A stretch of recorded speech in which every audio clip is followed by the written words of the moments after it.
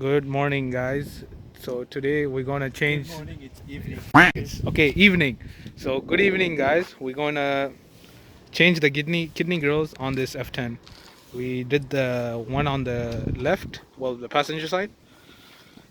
It looks like this. This is the M5 kidney grills, and now we're gonna change the driver's side. Link in So the description below. yeah, link in the description below. And go ahead. To change the one in the well, there you go. You just pull it out and it should come right out. Don't worry. Okay, there you go. That's it. And my bumper has a crack.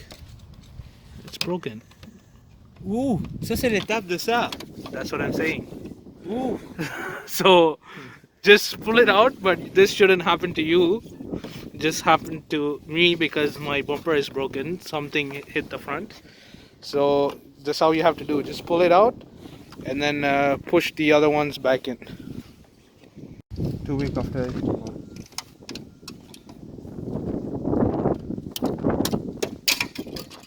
Oh God.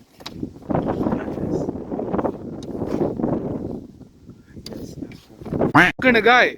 Yes. What? Is it scratched? No. Crack? No. Scuff? Okay. Wait, this one on top, right? Yeah. Alright, so all you have to do next is push the new grill in. So what we did is we took this part out. It's held in by clips because, well, as you can see, my bumper has the crack. So it's easier to use this so we can align with the holes and push it in. And then we just have to put this back on top. Doesn't work? So because we have the issue, a little bit of fitment issue here where this part is sticking out because of the impact in the front. The bumper here, it's cracked, and it's cracked like this on this side. So that's something I'm going to have to live with until I change the bumpers.